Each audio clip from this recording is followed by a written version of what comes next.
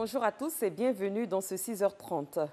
Ils ont pris officiellement fonction depuis hier après-midi. 3 nouveaux ambassadeurs accrédités en Côte d'Ivoire ont présenté hier leur lettre de créance au président de la République, Alassane Ouattara.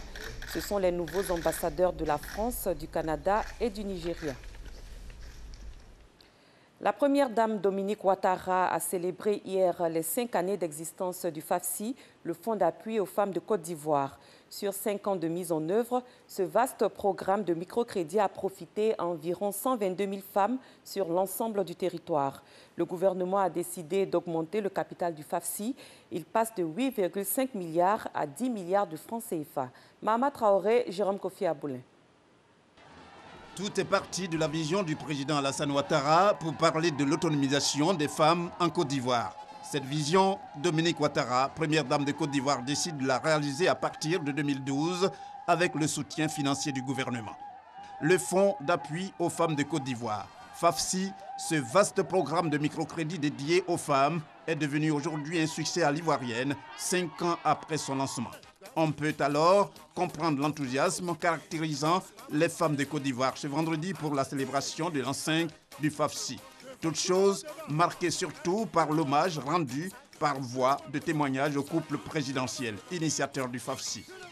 Grâce au FAFSI, nous ne tendons plus la main à nos maris. Quand ils payent le pain, on paye le beurre. Oui. À la rentrée, quand on a la liste des fournitures de 4 enfants, le mari paye 2, nous on prend 2. Mais quand le gaz finit, on n'attend plus nos maris.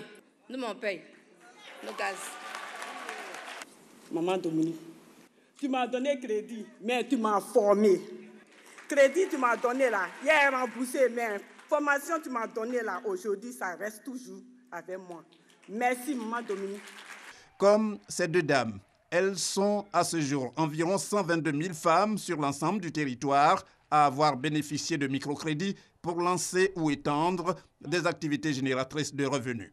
Des prêts faciles à obtenir, ce qui vaut au FAFSI tout son charme selon la directrice de cabinet de la première dame, Dominique Ouattara.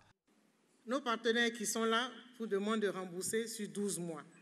À raison de 1% de taux d'intérêt par mois, c'est aussi un fonds qui est donné aux femmes sans frais de dossier, sans aval et sans caution financière. C'est spécifique au FAFSI.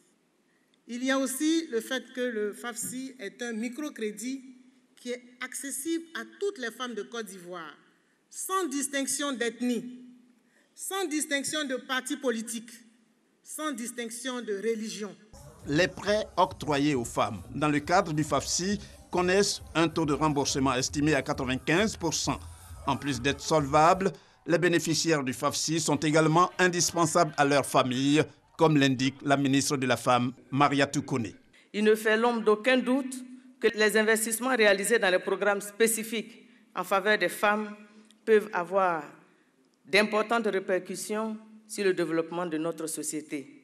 Nous observons tous au quotidien que les femmes consacrent généralement une plus grande part de leurs revenus à la satisfaction des besoins d'alimentation, de santé, d'éducation et au bien-être de leur famille ou de leur communauté. En un mot, ce qui appartient aux femmes appartient à tout le monde. Merci donc d'aider les femmes de Côte d'Ivoire. La première dame de Côte d'Ivoire, Dominique Ouattara, initiatrice du FAFSI, a pour sa part salué les microfinances partenaires avant de faire une annonce importante qui a tout l'air d'un cadeau d'anniversaire de l'an 5 du FAFSI. Mes chères sœurs, chacune d'entre vous représente un pilier essentiel de l'équilibre de notre société. Dans vos familles respectives, vous contribuez à pourvoir aux revenus du ménage quand vous n'êtes pas seul à nourrir vos enfants et à prendre soin de plusieurs personnes. Bien souvent, vous travaillez dans l'informel en tenant de petits commerces qui vous aident à subvenir aux besoins de vos enfants au prix de nombreux sacrifices et privations. Votre potentiel est grand. C'est pourquoi le président Alassane Ouattara a toujours cru en vous. Constitué au départ d'un fonds de démarrage de 1 milliard de francs CFA, Le FAFSI est aujourd'hui doté d'un capital de 8,5 milliards de francs CFA. Et je voulais vous dire que le président m'a demandé de faire l'annonce qu'au cours de cette année, il amènerait le fonds à 10 milliards de francs CFA. Après 5 années de fonctionnement, nous avons 15 milliards 300 millions de CFA qui ont pu être distribués grâce au revolving et ont permis de financer 122 000 femmes sur toute l'étendue du territoire. Je vous encourage à persévérer dans vos différents domaines d'activité et à demeurer des exemples que vous représentez pour nos filles. Cette augmentation de capital devrait accroître le nombre de bénéficiaires du FAFSI et réduire ainsi la pauvreté chez les femmes. Devenir un champion national, c'est autour de ce thème que s'est ouverte hier la 6e édition de la CGC Academy.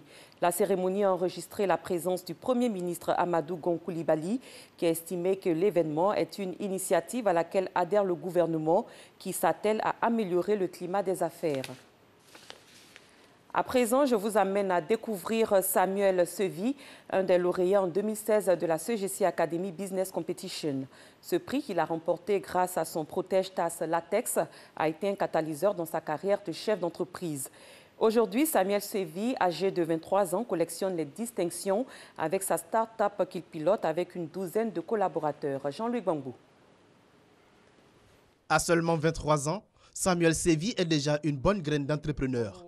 Il est le créateur du protège-tasse à latex DVA, un dispositif qui permet de protéger les tasses qui recueillent le latex. Une innovation qui devrait révolutionner la production DVA. Mon grand-père, il est planteur DVA. Et donc, les planteurs DVA, ils ont un problème, c'est que lorsqu'il pleut, les eaux de pluie qui ruissellent sur le tronc et celles qui tombent des feuilles s'accumulent dans la tasse qui recueille le latex.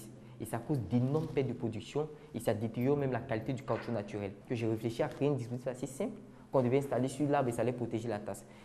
L'invention de Samuel Sevy ne finit pas de séduire le monde des affaires. En 2015, on a eu le prix Passeresse du meilleur jeune inventeur ivoirien, voilà, qui nous a permis de faire une phase de test de prototypage en grandeur nature. Cette même année 2015, on a été sélectionné dans le top 10 des meilleurs jeunes inventeurs africains par l'Africa Innovation Foundation. Et en 2016, on a eu le prix Capital Intelligent du patronat ivoirien. Et donc depuis lors, nous sommes allés de prix en prix. Et donc il faut dire que le prix du patronat a été comme une chance, c'est-à-dire un porte-bonheur pour nous. Et ça nous a permis d'avancer. Au total, une dizaine de prix et de distinctions. Aujourd'hui, Samuel entrevoit l'avenir avec optimisme. Conscient que ces nombreux prix lui ouvriront des portes, le jeune chef d'entreprise voit grand. Nous voulons accomplir en 5 ans ce que des gens font en 10 ans. Et en 10 ans ce que des gens font en 30 ans. Et donc déjà, dans 3 ans, Young Power va devenir un groupe avec plusieurs branches. Mais comme tout chef d'entreprise, Samuel n'échappe pas aux écueils du monde des affaires. On a plein de problèmes, on a des voitures qui sont bloquées au port qu'on a fait venir, on a plein de trucs et on n'a même pas les moyens de pouvoir décanter des situations. Mais si on avait des fonds, si on avait un capital de roulement, si on avait un fonds de roulement, je vous dis qu'on allait faire un miracle en Côte d'Ivoire. Loin de se laisser ébranler, le jeune chef d'entreprise exhorte plutôt les jeunes Ivoiriens à faire comme lui le grand saut. Il faut oser. Il faut lancer un projet entrepreneurial. Regardez autour de vous, il y a assez de problèmes qui sont restés irrésolus. Apportez des solutions à ces problèmes. Et si vous réussissez à le faire, vous allez devenir des personnes qui ont changé leur monde. Le lauréat 2016 du prix du capital intelligent de la CGC Academy Business Plan vise un chiffre d'affaires de 31 milliards de francs CFA et un bénéfice de 10 milliards de francs CFA. Il souhaite que ce projet soit soutenu et vulgarisé pour le grand bonheur de tous les planteurs DVA de Côte d'Ivoire et même au-delà. En défense, le ministre d'État, ministre de la Défense, a rencontré les anciens généraux de l'armée ivoirienne. Ahmed Bakayoko a sollicité le soutien et l'appui des officiers généraux à la retraite dans la conduite de sa mission. Abou Sanougou. Ils sont tout heureux de se retrouver. Ces officiers généraux de la 2e section sont tous issus des différents corps de l'armée ivoirienne. Ils sont à la retraite. Ces anciens généraux ont été reçus par le ministre d'État, ministre de la Défense Ahmed Bakayoko, avec l'ambition de partager sa vision et solliciter leur concours dans la conduite de sa mission, celle de poursuivre la restructuration de l'armée. Pour le ministre d'État Ahmed Bakayoko, il s'agit de redonner à cette armée toute sa grandeur et sa cohésion d'antan. Je leur ai traduit au nom du chef de l'État, chef suprême des armées, la reconnaissance de la nation pour tout le travail qu'ils ont abattu pendant leur carrière, qui a contribué à la construction de notre armée. Les généraux ne vont jamais à la retraite. Ils sont toujours à la disposition du pays en cas de besoin. Et aujourd'hui, je leur ai clairement exprimé le besoin que j'avais de leur contribution par rapport à leur expérience et leur expertise à nous aider à tisser les sillons de la nouvelle armée. En retour, les généraux à la retraite ont assuré le ministre de leur soutien et de leur engagement à ses côtés. Nous voudrions le remercier d'avoir montré qu'il sait que les généraux à la retraite ont une grande expérience de l'armée, une certaine expertise de la gestion des hommes, et il a fait appel à nous. Nous allons nous concerter et nous reviendrons vers lui. Nous partageons la vision du ministre qui consiste à être en mesure demain, à sa demande, de nous mettre à sa disposition et le faisant, de nous mettre à disposition de la nation. Nous restons disponibles et disposés à faire ce qui est humanement possible si nous pouvons encore aider notre pays, aider la nation ivoirienne, aider l'État de Côte d'Ivoire. Nous pourrons certainement lui apporter quelque chose qui lui permettra d'aller dans la construction de cette nouvelle armée. Nous allons tout faire pour apporter notre expérience donc et puis notre contribution pour rénover cette armée qui est notre maison. C'est pour une première, le ministre de la Défense appelle les anciens généraux à collaborer avec lui pour pouvoir bénéficier de leur expérience. Je crois que nous sommes toujours pour notre pays. Ce que nous avons fait par le passé, nous allons continuer. Ces officiers de la deuxième section ont pris une part active aux travaux de réforme de l'armée initiée en 2012, notamment la loi de programmation militaire, la politique de défense de la Côte d'Ivoire et le nouveau code de la fonction militaire. À l'étranger, fermeture des frontières territoriales et maritimes, suspension des transports, interdiction de se déplacer entre les localités et interdiction des réunions de plus de 4 personnes dans l'espace public.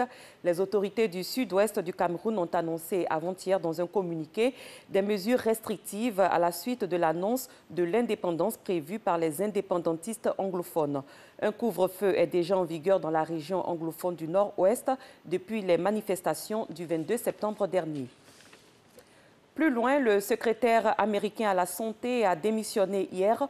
Tom Price était sur la sellette depuis plusieurs jours pour avoir dépensé des sommes extravagantes lors de voyages en jet privé. L'organisation État islamique en perte de vitesse dans toute la Syrie a lancé des attaques contre des barrages des forces syriennes dans une zone désertique de la province de Homs. Une soixantaine de soldats syriens auraient péri. C'est la fin de ce 6h30. Merci de l'avoir suivi. Très bon début de journée à tous et à toutes.